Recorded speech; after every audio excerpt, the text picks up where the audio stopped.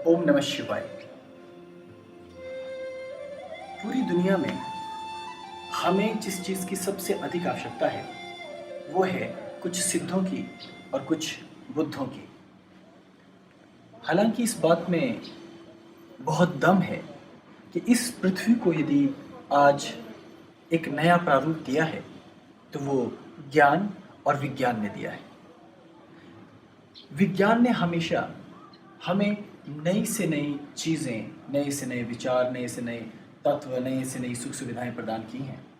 लेकिन इसी विज्ञान के साथ जो इसका दूसरा पहलू है, सिक्के का दूसरा पहलू, वो ज्ञान है। लेकिन इस ज्ञान की भी दो अवधारणाएं रही हैं, एक सिद्ध हो जाना और दूसरा बुद्ध हो जाना। भारत में इन शब्दों का बड़े लंबे समय से उपयोग होता रहा है। एक और जहां सिद्ध हैं, सिद्ध वो व्यक्ति हैं जो इस सांसारिक जीवन में रहते हुए ही इससे परम मुक्त रहते हैं, समस्त विद्याओं और समस्त तत्वों, समस्त ज्ञान को जानते हुए भी एक आम मनुष्य की भांति आचरण करते हैं, आम मनुष्य की भांति रहते हैं। लेकिन उनके ज्ञान की, उनकी सामर्थ्य की, उनकी शक्ति की कोई था नहीं होती। और दूसरी तरफ वो बुद्ध हैं जिन्होंने बोध प्राप्त कर लिया है, जो अपने आप को जान गए हैं, जो अस्तित्व को जान गए हैं, जो सत्य का साक्षात्कार कर चुके हैं। आखिर हमें संपूर्ण पृथ्वी पर ऐसे सिद्धों और बुद्धों की सबसे अधिक आवश्यकता क्यों है? इसका एक बड़ा कारण है, वो ये कि सिद्ध हो या बुद्ध, दोनों एक ऐसा कार्य करते हैं जिसकी आज हमें सबसे अधिक आवश्यकता है, जिसे कहा जाता है मानवता।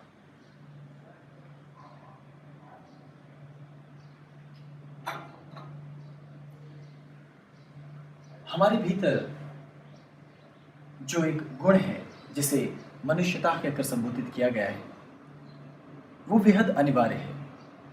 उसी के कारण हम अपने अस्तित्व को समझ पाते हैं कि हम कौन हैं और कैसे हैं। आज संपूर्ण विश्व जहां संकुचित हो गया है सूचना के कारण, सूचना क्रांति के कारण, और जहां सारी दुनिया आज यातायात के तेज साधनों के कारण भी छोटी प्रतीत होती है। आज हम किसी भी देश से दूसरे देश में कुछ घंटों का सफ़र करके हम देश बदल देते हैं। ऐसे में हमारी विचारधारा और मानसिकता, उसमें उत्तरोत्तर सुधार होने की जगह वो संकुचनवादी होती जा रही है। और ये संकुचन ही वास्तव में ऋषि मुनियों को कलयुग लगता है। अब यहाँ मैं इस तथ्य को और गंभीरता से समझाना चाहता हूँ। आखिर सिद्ध क्या चाहते हैं? कि संपूर्ण भूमंडल पर मनुष्य एक ऐसी जीवन शैली को अपनाए जिससे उसका मनुष्य होना अपने आप में सार्थक हो जाए। बुद्ध होने का तात्पर्य यह है कि मैं स्वयं को जान जाऊं, अपनी सत्ता, अपने अस्तित्व को जान जाऊं, और फिर मैं इस सृष्टि के उपवन में एक पुष्प की भांति खिलता रहूं। लेकिन आपका और हमारा जीवन ये खिल नहीं पाता, क्योंकि ना तो हम अपने आप को जान पाए, ना ही हम अपनी सामर्थ्य को जान पाए। अब आप सोचिए कि यदि मैं एक परिवार का प्रमुख बन जाऊं, मेरे पास पत्नी हो जाए, मेरे पास बच्चे हो जाए, मेरे पास पड़ोसी हों, मेरे पास घर परिवार वाले हों, और मैं अंधकार में जीने वाला एक व्यक्ति हूं, जिसके भीतर स्वार्थ है, जिसके भीतर ज्ञान नहीं, जिसके भीतर जीवन का दर्शन नहीं, जिसके भीतर एक उत्तम विचारधारा नहीं। ऐसे में मेरा जीवन बहुत ही न्यून और निकृष्ट स्तर का रहेगा। फिर मैं अपने ही परिवार में सुख और शांति के साथ नहीं रह पाऊंगा, क्योंकि ना तो मैं अपने महत्व को जान पाऊंगा, ना ही अपने परिवार के महत्व को जान पाऊंगा, ना ही अपने संतानों को भी, अपने पीछे चलने वालों को भी उनके जीवन का दर्शन, उसका महत्व, उसको समझा पाऊंगा। इसलिए दुनिया भर में अब एक नई परंपरा शुरू हो रही है, जो इस दुनिया के लिए नई है, लेकिन सिद्धों और बुद्धों के लिए, ऋषि और मुनियों के लिए वो परंपरा नई नहीं रही। ये परंपरा है पर्वतों के निकट जाना, प्रकृति के निकट जाना, सागर के निकट रहना, या एकांत सेवन करते हुए अपने भीतर किसी ऐसी शक्ति को तलाशना या अपने भीतर की किसी ऐसे समर्थन को खोजना जो मुझे ही सबसे पहले प्रभावित करे। क्योंकि हमारा संपूर्ण जीवन हम दूसरों को सुधारने में, दूसरों को समझने में, दूसरों का आकलन करने में हम गुजार देते हैं, लेकिन हम स्वयं का आकलन नहीं कर पाते, हम अपने आप को नहीं देख पाते और इस कारण हम पिछड़ जाते हैं। हमारी तलाश बहिर्जगत की हो जाती है, लेकिन जब हम खुद सुधरे हुए नहीं हैं, हम दूसरे से सुधार की अपेक्षा करते हैं। ये ठीक वैसे है कि एक छोटा सा उद्यान है, फूलों की एक वाटिका है, उसके अंदर बहुत से फूल हैं और हम भी एक फूल के तौर पर ही उस वाटिका का हिस्सा हैं।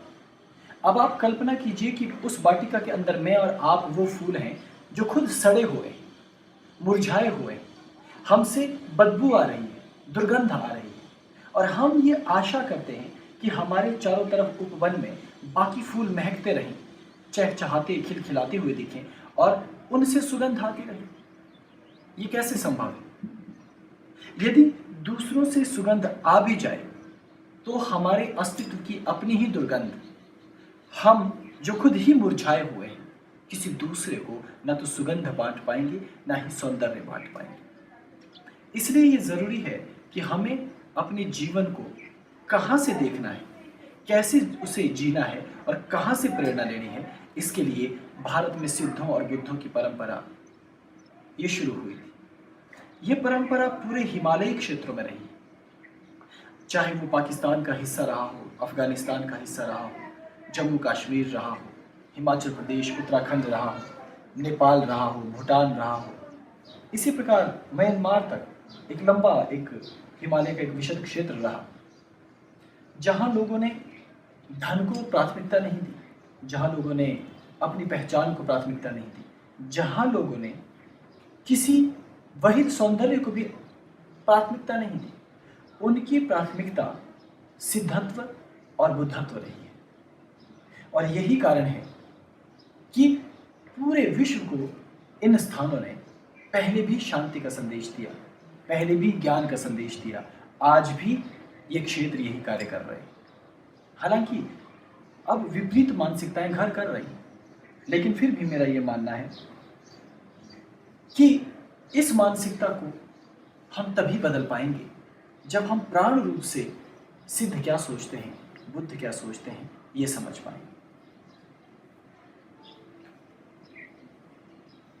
प्रकृति मनुष्य की सच्ची सहेली है, प्रकृति मनुष्य की सच्ची गुरु है, प्रकृति मनुष्य के लिए एक सच्चा सहयोग है।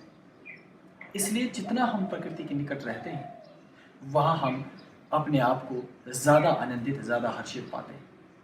हालांकि बाहर की कृत्रिम चकाचौंध ने भी हमारी मति को भ्रमित कर रखा है, लेकिन फिर भी मैं उन भैरवियों को, उन सत्य के शोधार्थियों को, उन तलाशकर्ताओं को ये कहना चाहता हूँ कि पृथ्वी पर प्रकृति एक सूत्र है और उस सूत्र के बारे में मैं हमेशा आपको कुछ न कुछ बताता रहा हूँ, लगातार किसी न किसी रूप में।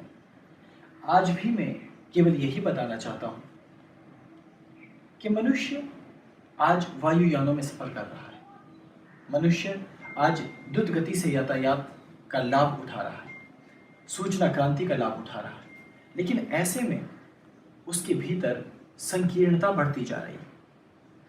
ये संकीर्णता हर स्तर पर बढ़ रही है। हमें इस संकीर्णता को नष्ट करने वाले ऐसे लोगों की अब बहुत अधिक ज़रूरत है, जो न केवल एक देश में वरन सभी देशों में रहकर वहाँ के लोगों को, वहाँ की विचारधारा को प्रभावित कर उन्हें एक ऐसा मार्ग दिखाए जहाँ व्यक्ति संतोष वृत्ति के हो, जहाँ व्यक्ति का लोभ अत्यंत पराकाष्ठा पर ना हो, जहाँ लोग एक दूसरे का शोषण ना करना चाहें, जहाँ एक दूसरे को लूटना ना चाहें, जहाँ उनका जीवन बुद्धत्व और सिद्धत्व की ओर गति कर रहा हो। आज आप और हम साधना तो कर सकते हैं, आज आप और हम गुरु के चरणों में तो बैठ सकते हैं, लेकिन हम अपने गुरु को कभी समझ नहीं पाते। क्यों? क्योंकि हम उनकी तरह प्रकृति के वास्तविक स्वरूप को नहीं जान पाते, हम उनकी तरह प्रकृति के रहस्य को नहीं समझ पाते। इसलिए हमारा मस्तिष्क बहुत अधिक तनाव से ग्रसित है, इसलिए हमारा हृदय निरंतर पीड़ाओं से घिरा हुआ है। हो सकता है कि आप अपने जीवन में उत्तम धन कमा लो, हो सकता है आपको अच्छा जीवन साथी मिल जाए, हो सकता है आपके पास अच्छी संतान हो, अच्छा परिवेश हो, लेकिन तब भी आपका जीवन अधूरा है, क्योंकि आपने सिद्धत्व और बुद्धत्व को जाना नहीं। इसलिए भारत को अगर आप गौर से देखेंगे, मैंने आपको हमेशा बहुत सारी बातें बताई हैं, लेकिन टुकड़ों में।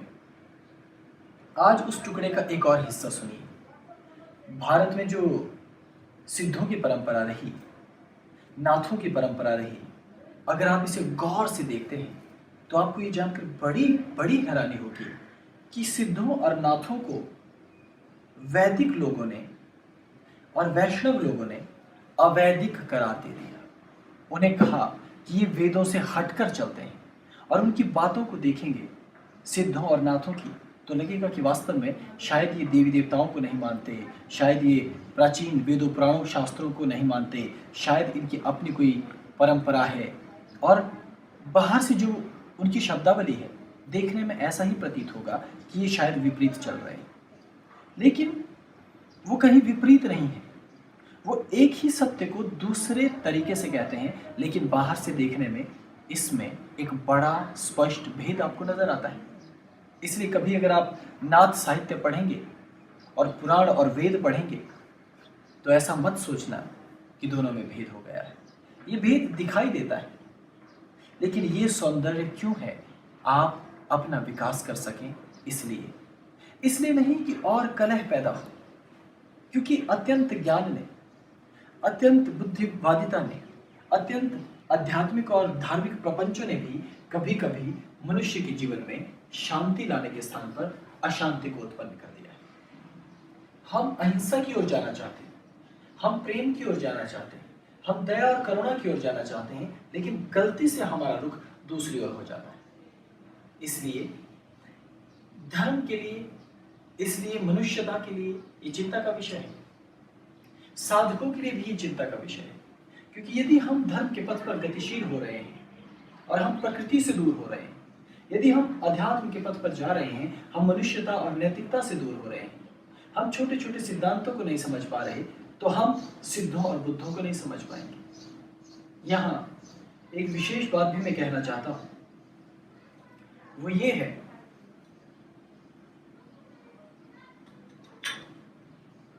कि सिद्धों ने एक और जहां मंत्र साधना और योग को महत्व दिया, ध्यान को महत्व दिया, आयु की वृद्धि के लिए आयुर्वेद को महत्व दिया, रहस्यात्मक कथाओं और अति बुद्धिवादिता को भी महत्व दिया, वहीं विचार रहित शून्य में ध्यान धरने को भी महत्व दिया है। लेकिन इन सब का एक सूत्र है, और वो सूत्र मैं आपको बताना चाहता हूं। हमारे जीवन में जो साधक साधना करना चाहता है, उसे ये बात अच्छी तरह से समझनी होगी कि जीवन का एक ऐसा सूत्र है प्रकृति और मनुष्यता के बीच में, जिसे आपको मथना है, जिसका आपको दोहन करना है। एक तरफ प्रकृति के मध्य रहना, प्रकृति के निकट रहना, उसे समझना, उसको संरक्षित करने का प्रयास करना, और दूसरी तरफ हमारी मनुष्यता है। हम अपने भीतर इस मनुष्यता की तलाश करें, हम अपने भीतर किसी भी तरह से ये ध्यान केंद्रित करके ये जानने की कोशिश करें कि आखिर वो कौन से तत्व और बिंदु हैं जिससे हम मनुष्य कहलाते हैं। अगर हम केवल उन्हीं बिंदुओं पर ध्यान देना शुरू कर दें, उन्हें अपने आचरण में उतारना शुरू कर दें, उनको अम्ल मिलाना शुरू कर दें, तो वास्तव में हम सिद्धों की परंपरा पर चलने लग जाएंगे। आज तो समय ऐसा है कि आप किसी को मुस्कुरा भी दें तो सामने वाला व्यक्ति कभी मुस्कुरा कर जवाब देना नहीं चाहता। उसे यद्यपि आपकी मुस्कुराहट देखकर अच्छा लगता है, लेकिन साथ ही वो भयभीत भी हो जाता है, भयाक्रांत। यह अद्भुत सी बात है। आज मनुष्यता के बीच में अपराध, शंकाएं और क्रूरताएं बढ़ती जा रही। ऐसे दलदल के बीच में यदि आप अपने भीतर मानवता का अंकुरण कर सको, ऐसे समय में यदि आप अपने चित्त को विश्रांति की स्थिति में ले जा सको, तो आप सिद्ध हो जाओगे। ऐसे में यदि जहां इतना प्रपंच है, इतना शोर है कि चारों ओर के वातावरण को अगर आप देखेंगे, तो वहां लोग केवल शांति की गुहार लगा रहे हैं। कोई युद्ध कर रहा है और कोई युद्ध की प्रेरणा दे रहा है। लेकिन ऐसे में शांति का संदेश देने वाले और उनकी जो एक पंक्ति है वो छोटी होती जा रही है। इसलिए यदि साधना का सूत्र समझना है, यदि ऋषियों का ज्ञान समझना है, यदि सिद्धों का आचरण समझना है, यदि बुद्धों का आचरण समझना है, तो मेरी बात अच्छी तरह से याद रखना। कभी कभी हम बड़ी बड़ी साधनाओं की खोज में निकल जाते हैं, लेकिन अपने भीतर हम काम नहीं कर पाते। मैंने कहा कि हम बाग के वो फूल हैं जो खुद सड़ान से भरे हुए हैं। इसलिए आप अपने भीतर ध्यान लगाने की कोशिश करो, अपने आप को परिवर्तित करने की कोशिश करो। तो मेरा ये दावा है कि स्थिति अब भी बिगड़ी नहीं है, स्थिति अब भी सुधर सकती है। किंतु कैसे?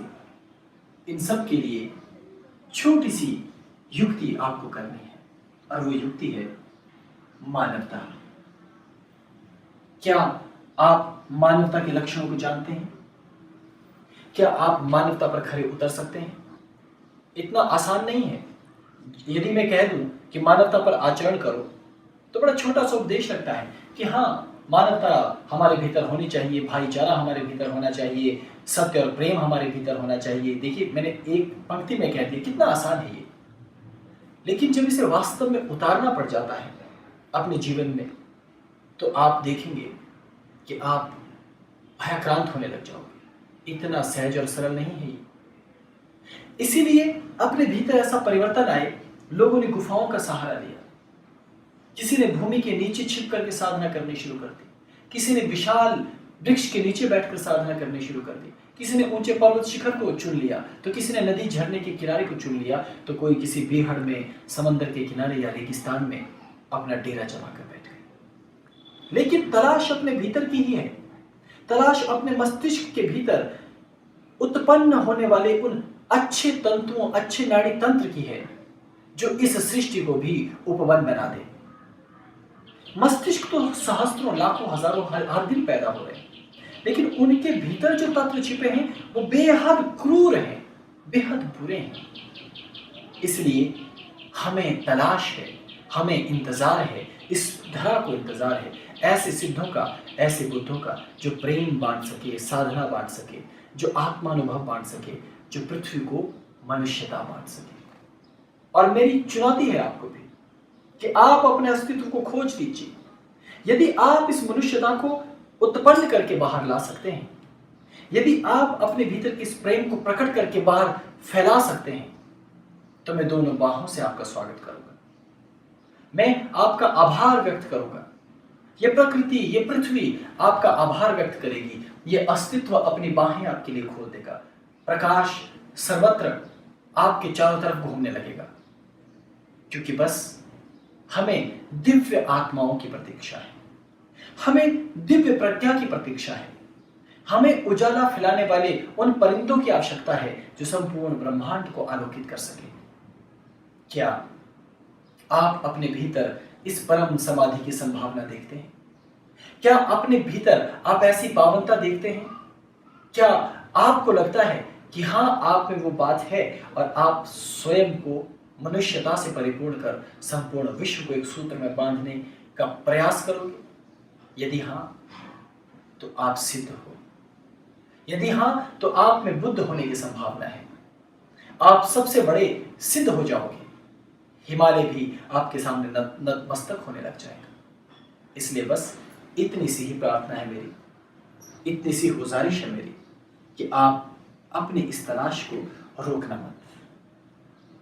अगर आपने ये कर लिया तो साधना सूत्र और जीवन सूत्र को आपने जान लिया। मैं फिर लौटूंगा ऐसी ही छोटी बातें बताने के लिए आपके पास, क्योंकि बड़ी बातें शायद बड़े कामों और बातों को सब कर सके, पर मेरी चुनौती तो इन छोटी छोटी बातों पर है।